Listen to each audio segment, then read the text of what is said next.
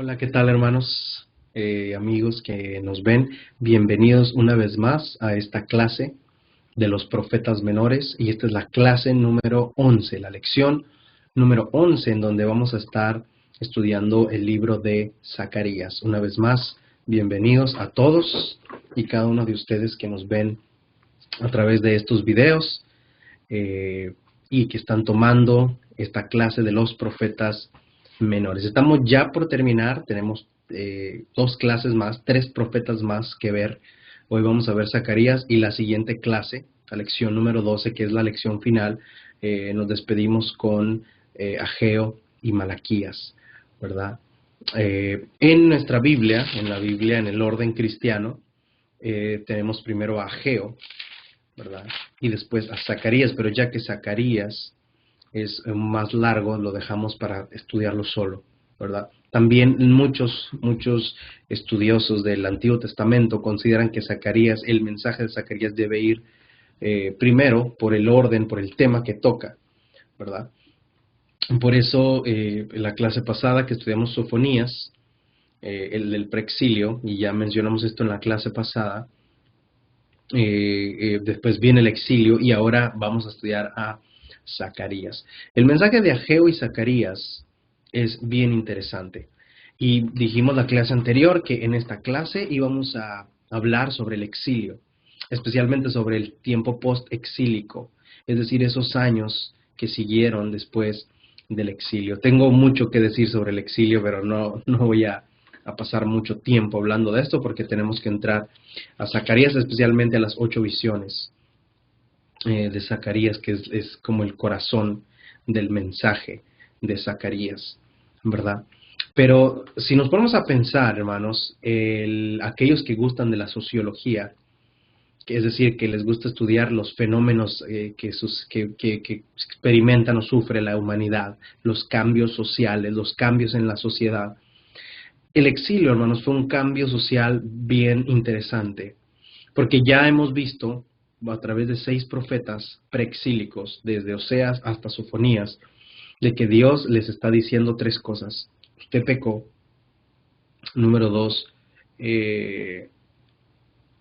si no se arrepiente, viene juicio a ustedes. Y número 3, eh, hay disponible una restauración. No tiene que experimentar el castigo de Dios, ¿verdad? O no tiene que experimentar una situación difícil si usted se arrepiente. Hay restauración. Y la restauración, hermanos, tenemos que entender bien esto, porque no nada más aplica de esa manera. La restauración no nada más es que Dios está diciendo, bueno, si te arrepientes no te va a pasar nada. No, Dios está diciendo, bueno, aún aunque pase algo, aún aunque la gente caiga en las consecuencias de su pecado, aún estando en el exilio, aún estando en el castigo, siempre hay oportunidad de restauración. Eso es lo maravilloso de la restauración, hermano. Que la restauración de los hombres es, mientras no caiga, hay oportunidad, pero una vez que una persona cae, pues ya no hay nada que hacer, ya cayó, ¿verdad? Solamente los humanos decimos, pues te lo dije, y ya, ¿verdad? Y Dios no viene y dice, te lo dije, ¿verdad? Dios dice, bueno, arrepiéntete y yo te saco de ahí. Fíjese, a pesar de que por tanto tiempo, hermanos, por casi 200 años, los profetas desde Oseas, Amós, Joel, eh, después viene Miqueas y después viene Sofonías, Habacuc, y todos estos profetas, hermanos, le están diciendo al pueblo, arrepiéntete y no caigas en esto, deja el ritualismo, deja la injusticia social, deja el pecado, porque viene algo terrible para ti. Este ha sido el mensaje, hermanos, de juicio, la parte del juicio de lo que hemos visto hasta ahora. Y el pueblo, a pesar de que no entiende, hermanos, el pueblo a veces como que se quería arrepentir y a veces otra vez volvía a lo mismo, hermanos, y esto es frustrante. Pero al final de cuentas, hermanos, llega el exilio y como decíamos en las clases anteriores, eh, el único que escribe en el exilio es Daniel, hermanos. El único que escribe en este tiempo de exilio en Babilonia es Daniel. Eh, Sofonías, hermanos, vimos la clase anterior, tiene un mensaje urgente y le dice al pueblo, arrepiéntete, tienes que arrepentirte, ¿verdad? Porque porque viene ya cerca el exilio, viene ya el juicio, el día del Señor. Viene, ¿verdad? Y hermanos, el ejército y el imperio asirio estaba muy fuerte en ese tiempo. Ya habían dominado a los del norte. Los del norte llegaron, los asirios, a Israel, a Samaria, su capital, y los devastaron, los destruyeron, hermanos, mataron a mucha gente, prácticamente, hermanos, desaparecieron al pueblo del norte, hermanos. El pueblo del norte luchaba todavía más con la idolatría y la injusticia social que los del sur, porque lo que pasó, hermanos, fue que el Reino Unido, como usted sabe, duró 120 años, y sus reyes fueron Salomón, David y Saúl, de manera ascendente, es decir, Saúl primero, después David y después Salomón. 120 años, usted sabe, después de la muerte de Salomón, se divide el reino, ¿verdad? Primer libro de Reyes, capítulo 14, se divide el reino, hermanos, y viene Jeroboam segundo y Roboam, con esa ruptura, Roboam hijo de Salomón, y se divide el reino, hermano, se divide el reino, y lo que pasa es que 10 de las tribus, la división constó en que 10 de las tribus, de las 12 que había unidas, se fueron al norte, y 2 quedaron en el sur, ¿verdad? 2 quedaron en el sur, ¿verdad? Es decir, la minoría quedó en Judá, lo que se conocía como Judá, ¿verdad? Que después vino a ser Judea, ¿verdad? Y su capital era Jerusalén, y después el reino del norte, que vino a ser conocido como Israel, y su capital era Samaria. Y lo que pasó, hermano, la diferencia entre los dos, y quizá esto puede ser repetición para muchos de ustedes, o un recordatorio, pero para muchos puede ser información nueva, pero la tenemos que saber para poder entender mejor el exilio. Lo que pasó, hermano, fue que en el reino del norte, muchos decidieron, muchos de los habitantes del reino del norte, o una cosa que pasó, un fenómeno que pasó ahí, fue que muchos decidieron mezclarse con otras culturas, ¿verdad? Mientras que los del sur, hermanos, en ese aspecto cultural y nacional, patriótico, se mantuvieron más puros, ¿verdad? En el sentido de que no se mezclaron con otras culturas, ¿verdad? Es decir, los hombres y las mujeres no se casaron con gente de otra cultura, ni deliberadamente dejaron entrar otras nacionalidades a su tierra y se mezclaron con ellos y vivieron con ellos. No, los del reino del norte, hermanos, sin embargo, ellos sí decidieron, ellos sí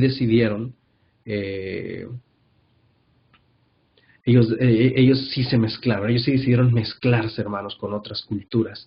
Por lo menos hay 5 países que vinieron, hermanos, a Israel y empezaron a mezclarse, ¿verdad? Y obviamente, hermanos, cuando uno mezcla la cultura, no solamente es la cultura, sino la religión va ahí, las costumbres, las comidas, y en el caso de Israel, los ídolos, hermanos. Por eso, hermanos, los del sur eran más puros en su nacionalidad y los del norte sí se mezclaron con otros.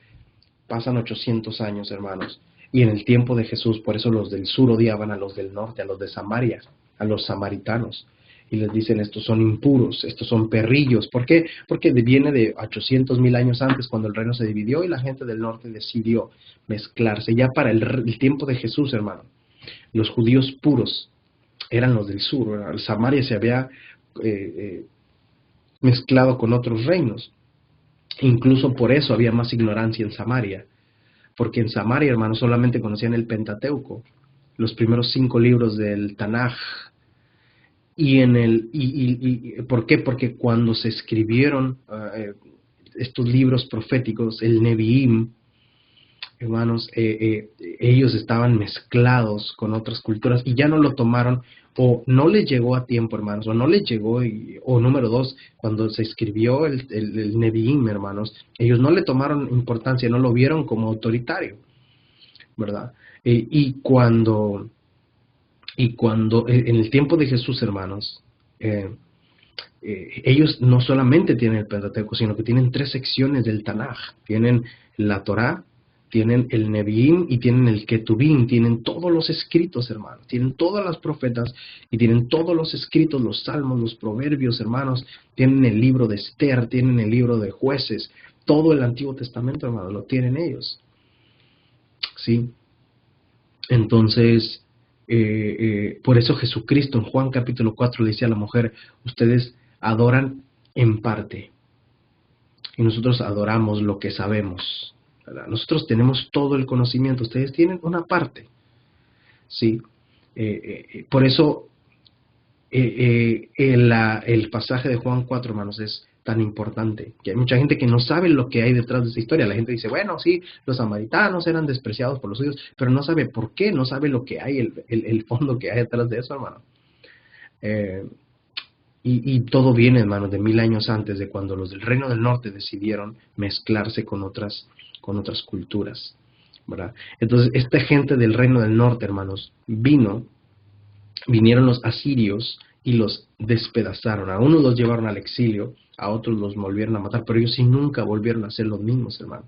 Y los pocos que quedaban ahí, hermanos, adoraban como podían, había mucha ignorancia, ¿verdad? Y por eso la mujer samaritana dice, nosotros decimos que es en el monte Gerizim donde debemos adorar, ustedes dicen que es en el monte Sión, y realmente era en el monte Sión, hermanos, para ser honestos, ¿verdad? Ahora, el reino del sur, hermanos, en 2 libros que hemos visto que Dios juzga a las naciones. Y tal parece, hermanos, según algunos historiadores, que el pueblo del sur se alegraba, se gozaba, hermanos, de cuando Dios juzgaba a otras naciones, porque decían, por paganas, y nosotros, Dios nos cuida. Pero ellos también estaban practicando idolatría, inmoralidad, injusticia social, hermanos, ritualismo.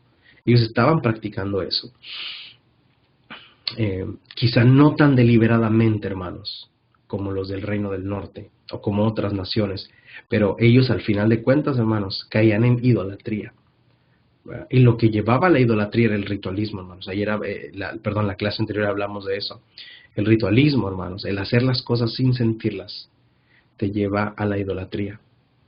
Y la idolatría, hermanos, siempre te lleva a la destrucción. ¿Sí?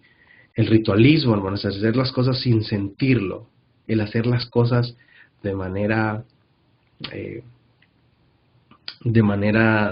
tan mecánica, hermano, nos lleva a poder tener una doble vida, el poder venir, cantar, adorar y también salir y hacer otras cosas malas afuera. ¿Sí? Eso es el problema. ¿Sí? Por eso tenemos que luchar siempre, hermanos, como cristianos, de hacer, hermanos, las cosas de corazón, de hacer las cosas de corazón, ¿verdad? Cuando está en pleno pecado el pueblo, el reino del sur, hermanos, entonces viene la profecía de Sofonías y les dice, el juicio de Dios es terrible, arrepiéntase. El juicio de Dios es terrible, arrepiéntase. Y después, hermanos, de esta advertencia, hermanos, viene el exilio, viene Babilonia, hermano. Primero mandan a un grupo, matan a algunos, pero después viene Nabucodonosor II con un grupo grande y poderoso, hermano. Destruyen la muralla, destruyen gran parte de la ciudad, se meten al templo, profanan el templo, hermanos. Nabucodonosor profana el templo, se mete hasta el lugar santísimo, hermano, y profana el templo, hermano. Lo profana totalmente. Ahora, una de las cosas, hermanos, que los judíos pensaban es que cuando Nabucodonosor II entrara, Dios lo iba a matar. Porque si hasta algunos sacerdotes, como usted bien sabe, a veces morían. Imagínese un rey pagano. Pero, hermano, Dios, hermano, no lo hizo, ¿verdad? Dios no lo hizo, Dios no lo mató, Dios no acabó con él. Y imagínense la cara de los judíos, se quedaron boquiabiertos, hermano, literalmente. Se quedaron boquiabiertos, hermano, literalmente. Se quedaron sorprendidos, hermanos, diciendo, ¿qué pasó? ¿Que no lo iba a matar Dios? Pero, hermanos, según las profecías, Dios estaba usando a un rey pagano para darle una lección a su pueblo.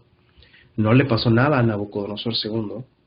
Por lo contrario, Dios permitió que se los llevara. ¿Cuál es el pasaje que vimos en Joel? El que encabeza el ejército no es Nabucodonosor II, hermano, es Dios. Recuerda Joel capítulo 2. Y no le pasó nada, hermano. Y se los llevan al exilio. Y los llevan al exilio. No se llevaron a todos, hermanos. A veces tenemos la idea de que en el exilio se llevaron a todo el mundo y la ciudad quedó sola. No se llevaron a todos. Hubo gente que dejaron ahí. La gente que los babilonios querían que no era muy útil, la dejaron ahí. Mucha gente se quedó ahí. Incluso cuando el pueblo volvió del exilio, mucha gente estaba ahí todavía. La gente siguió haciendo vida, pero una vida terrible también, desolada, triste, sola, destruida una ciudad. Una minoría se quedó ahí, mucha gente murió también en la que se quedó. Pero la gran mayoría, hermanos, se los llevaron a Babilonia, especialmente a los jóvenes, a las familias jóvenes, a la gente con futuro. La llevaron a Babilonia al exilio. 70 años. 70 años, hermanos, estuvo en Babilonia el pueblo judío. Daniel, hermano, nos cuenta que cuando llegaron, una de las cosas que Babilonia quería hacer era convertirlos en buenos babilonios, hermanos. Eso es, convertirlos en buenos babilonios. Por eso Daniel capítulo 1 dice que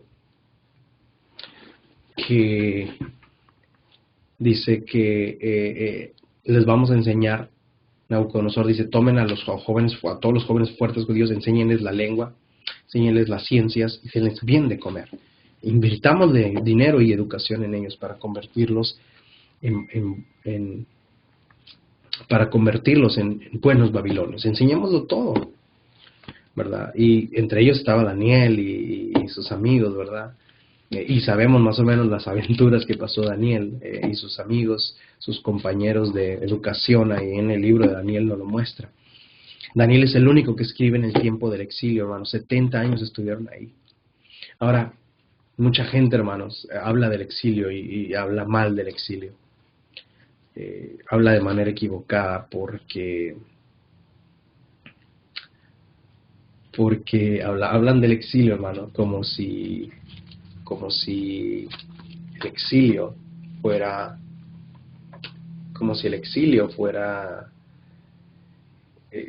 hablan más o menos así.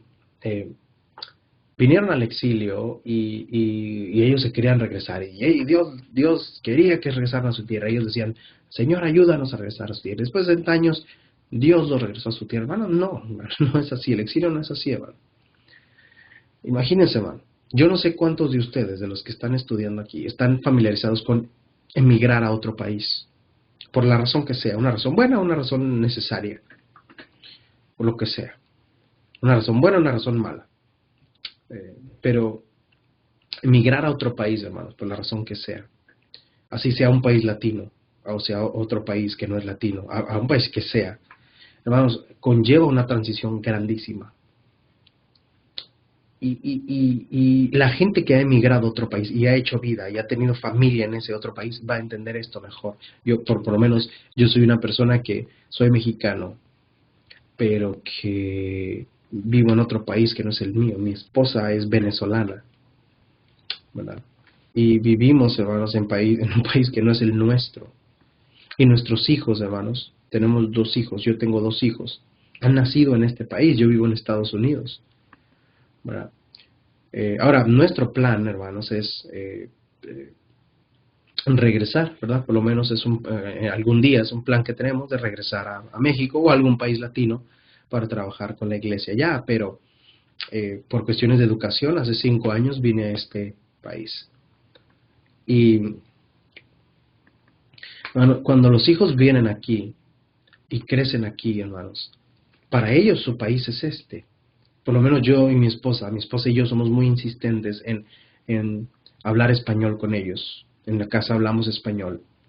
En nuestra casa tratamos de mantener las raíces, hermanos, de nuestra cultura, tanto mi esposa como venezolana, como yo como mexicano, y yo le ayudo a ella a inculcarles lo venezolano y ella me ayuda a mí a inculcarles lo mexicano, pero en general, en líneas generales, hermanos, tratamos de que sean buenos latinos, que hablen español, porque tienen nuestro color y tienen nuestra forma física, un latino, un hispano, ¿verdad? No quiere decir que odiamos este país, simplemente queremos honrar nuestras raíces, ¿sí?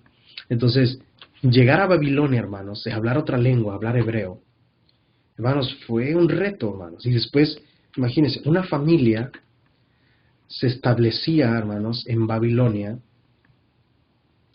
y compraba una casa en Babilonia, tenía una morada en Babilonia, tenía trabajo en Babilonia, hermanos, que era un país muy próspero y muy bonito, hermanos. Los jardines colgantes, hermanos, de Nabucodonosor. O sea, Babilonia era maravilloso, hermanos. Jerusalén no era así de bonito, hermanos. Especialmente en ese tiempo que estaba todo destruido. Y llegan a Babilonia, una tierra fértil, una tierra hermosa, una tierra grande. Y pasan 70 años ahí. Póngale que 2 o 3 o hasta 4 generaciones pudieron haber nacido ahí en Babilonia. La gente que iba naciendo ahí, hermanos, hablaba el idioma babilonio, se vestía como babilonio, veía a los babilonios, trabajaba como los babilonios, adoptaron la cultura de los babilonios, hermanos. Eso pasó en el exilio. No es tan fácil como muchos predicadores o maestros lo dicen. Bueno, el pueblo fue a Babilonia y siempre oraron a Dios y se regresaron 70 años después. Bueno, 70 años en otro país es bastante tiempo, hermanos, casi un siglo. Por eso, hermanos, los historiadores dicen que cuando llegaron los 70 años y viene Darío, rey de Persia, y forma este decreto de deportación, o de regreso, ¿verdad? No deportación, de regreso, y dice, voy a hacer un decreto. Viene esta escritura en la pared, Mene Mene Tekel Uparsin. Viene esta escritura y viene esta escritura, hermanos, y se le acaba el reinado. Viene Darío, hace el decreto de que los judíos pueden volver a su tierra, deben volver a su tierra. Y, hermanos, los historiadores dicen, hermanos, que muchas familias judías decidieron no regresar a Jerusalén, ¿verdad? Y viene Darío y dice, pueden volver a Jerusalén y dejar Babilonia. Y muchos hebreos, hermanos, decidieron no regresar. ¿Por qué? Porque es entendible, hermanos, desde la perspectiva social. Ellos dijeron, pues aquí está mi casa, yo no tengo en Jerusalén nada, ¿verdad? Yo tengo aquí toda mi vida hecha. Y por lo menos aquí en Estados Unidos, hermanos, hay gente de México, de Latinoamérica, de Centroamérica, que dice, pues yo a qué me voy a mi país, yo ya no tengo nada. Yo aquí tengo mi casa, tengo mi carro, mis hijos han crecido aquí, están familiarizados con este país, toda mi familia está aquí. Yo, a pesar de que nací, crecí allá hasta cierto punto de mi vida, yo ya no tengo nada. Hay gente que dice, para mí este es mi país, y es normal, hermano, porque aquí han estado mucho tiempo ya. Eso le pasó a muchos hebreos, hermano, y tenemos que tomar en cuenta esto en el exilio. ¿Yo a qué regreso? Imagínense, hermanos, ya los hijos, por lo menos es una cosa que se ve en Estados Unidos, mis hijos no quieren ya hablar inglés. Perdón, mis hijos no quieren hablar español. Hay algunos que dicen, ¿verdad? Que a lo mejor no se dan tanto a la tarea de enseñarles español, ¿verdad? Y que de pronto, pum, los hijos dejan de hablar español. ¿Sí? Si usted, por lo menos mis hijos, usted habla con ellos hablan español perfectamente. Pero hay gente que, bueno, sus hijos no hablan español. Yo voy por la calle y veo a alguien que tiene apariencia de latino y le hablo en español y dice, no hablo español, lo siento, ¿verdad? A pesar de que sus padres, hermanos, emigraron en algún momento de sus países para venir a este país. Eso le pasó a muchos judíos en Babilonia, hermano. Obviamente, hermanos, había familias fieles que mantenían la idea, hermanos, mantenían la idea de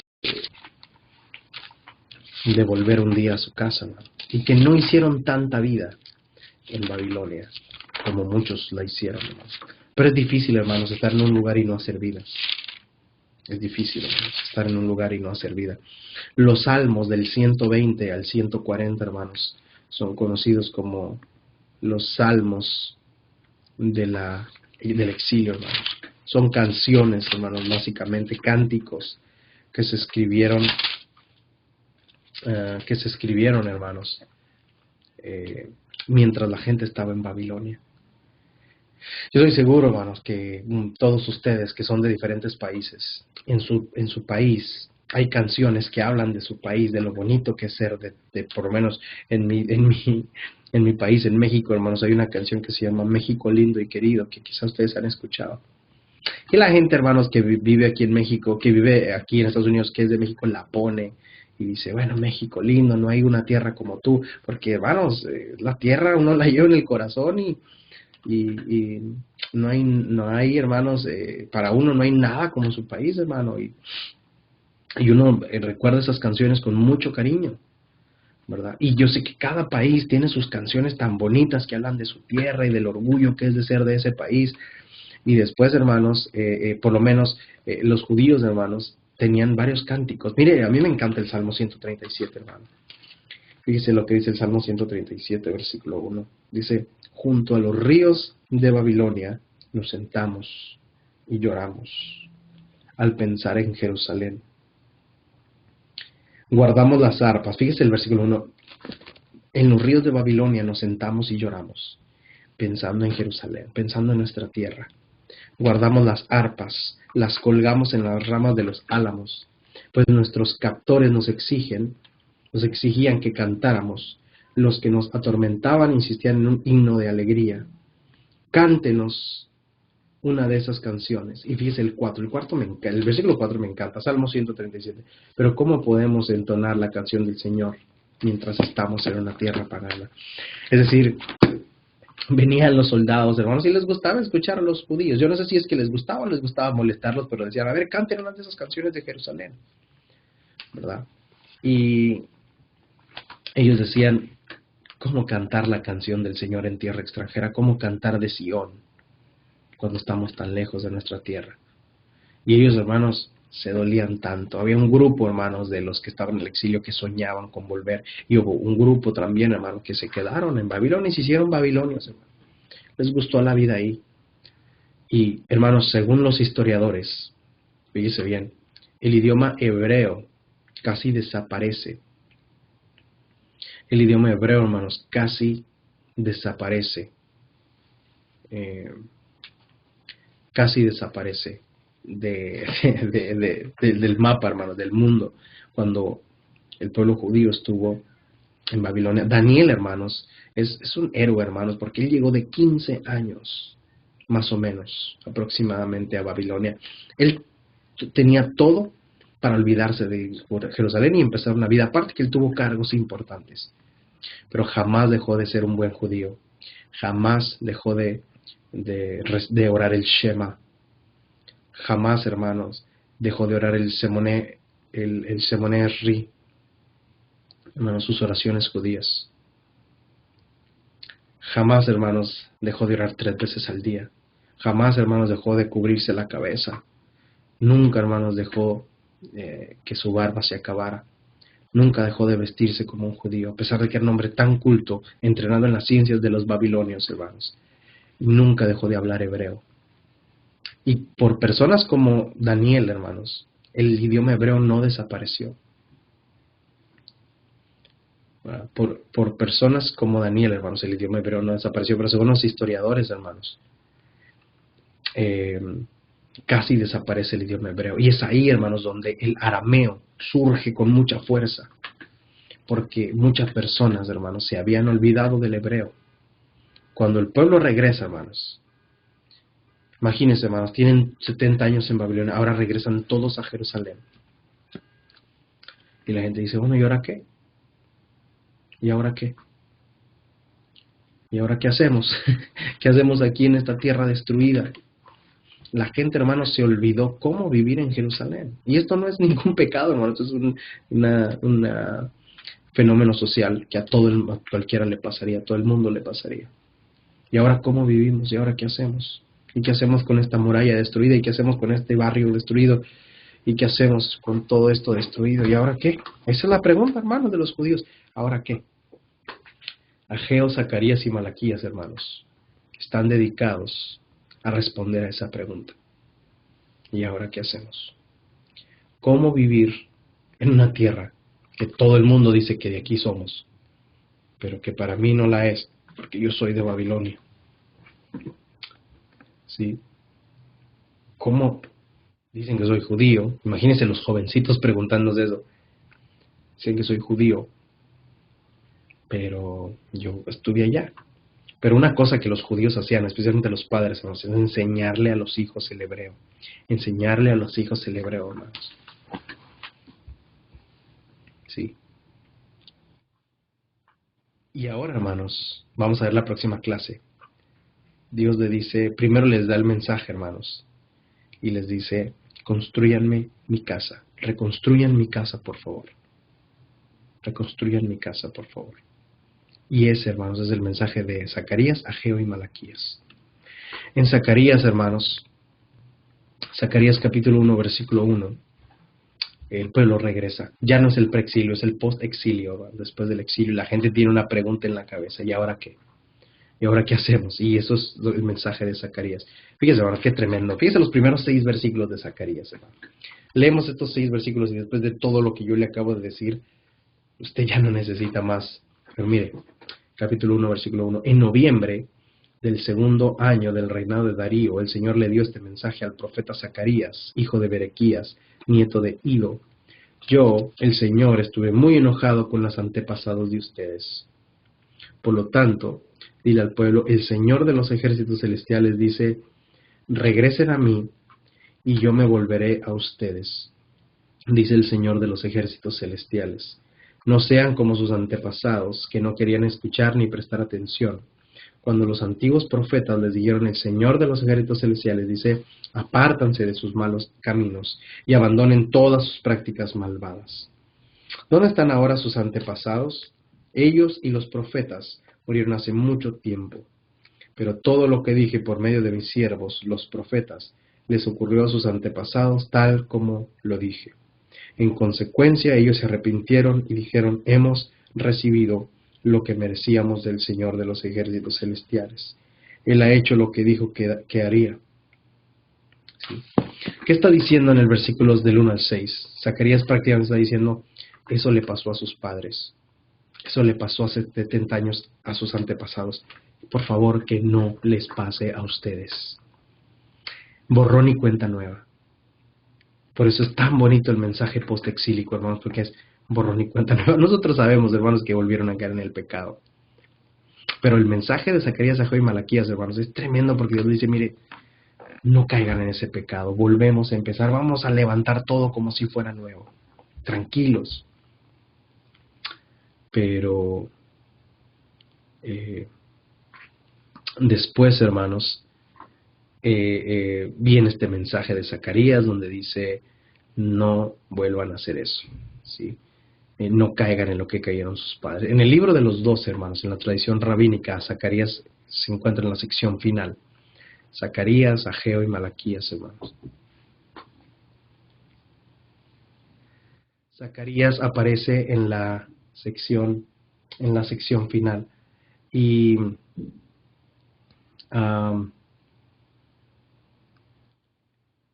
y hay 8 visiones aquí, hermanos. Hay 8 visiones aquí en las que... Hay 8 visiones aquí, hermanos, en las que prácticamente Zacarías le da el mensaje al pueblo. Le da el mensaje al pueblo aquí y les dice lo que Dios quiere que ellos hagan a continuación. Acuérdense, la pregunta dice, ¿y ahora qué hacemos? La primera visión, hermanos, está en el versículo 7. ¿Ya? Los 4 jinetes, hermanos. Los 4 jinetes. Y lo que ustedes la pueden leer con calma. Y lo que Dios les está diciendo es, viene una restauración para ustedes. Después viene la visión de los 4 cuernos, capítulo 1 del 18 al 21, representando los 4 puntos cardinales. Y lo que Dios, hermanos, le quiere decir al pueblo es que ellos van a ser protegidos, van a tener protección, esos cuernos van a ser cortados. Después viene el capítulo 2, la cuerda de medir, Zacarías, y viene capítulo 2, versículo del 1 al 13. La cuerda de medir, hermanos, quiere decir que no habrá límite para la presencia de Dios. Y después viene la cuarta visión, que quiere Dios habla al sacerdote y habla, hermanos, de que todo el liderazgo tenía que ser limpiado. Todo el liderazgo, hermanos, tenía que ser limpiado. ¿Verdad? Capítulo 3, versículo de 1 al 10. Después viene Zorobabel, el ungido. Zorobabel es ungido. Y ahora no solo el liderazgo religioso tenía que ser limpiado, sino que el gobierno, hermanos, ahora dependerá de Dios. Después viene el rollo gigante, número 6, la visión número 6, el rollo gigante. Capítulo 5, versículo 1 al 4. Y es, la escritura debe ser leída por todos. Es la visión. Número 7, la mujer de la canasta, capítulo 5, versículo del 5 al 11. Y la visión quiere decir, la limpieza es necesaria. ¿Se fija? Es muy sencillo, usted lo puede ir leyendo. Y por último, los 4 carros de guerra, hermanos. Y al final termina la 8ª visión diciendo, Dios va a hacer llegar su justicia. ¿Sí? Dios va a hacer llegar su justicia. Hermanos, del capítulo 6 al 9, Dios habla, hermanos, aquí Zacarías habla de que Dios demanda el corazón de las personas y no los rituales, ¿verdad? Prácticamente Dios les da una cátedra de todo lo malo que sus antepasados habían hecho. Y termina, hermanos, Zacarías en el capítulo 12, del 12 al 14, con la promesa de Cristo, ¿verdad? Y termina el capítulo 14, versículo 9, diciendo, el Señor será rey sobre toda la tierra. En aquel día habrá solo un Señor, y únicamente su nombre será adorado. Ahora que están en el posexilio, Dios empieza a prometer de manera más clara al Mesías, ¿verdad? Y les dice, la manera que los voy a restaurar es a través del ungido, ¿verdad? A través del ungido. Dios les dice, no caigan en lo mismo. Mire, ya el templo, por las visiones, ¿verdad? Y el templo no va a ser suficiente. Ahora la salvación es para todos. Y la salvación es a través de mi ungido. ¿Sí? Este es el mensaje de Zacarías, hermanos. ¿Y ahora qué hacemos? ¿Verdad? Primero tienen que saber que Dios está con ustedes y que cosas grandes vienen. Ese es el mensaje de Zacarías, hermano. Especialmente a través de las 8 visiones. Recuerda el significado que yo le di de cada una y téngale en mente mientras lee cada pasaje, ¿verdad? Dios va a estar con ustedes. Gracias, hermanos, por su atención. Esta es la clase número 11. Muchas bendiciones. Nos vemos la próxima clase.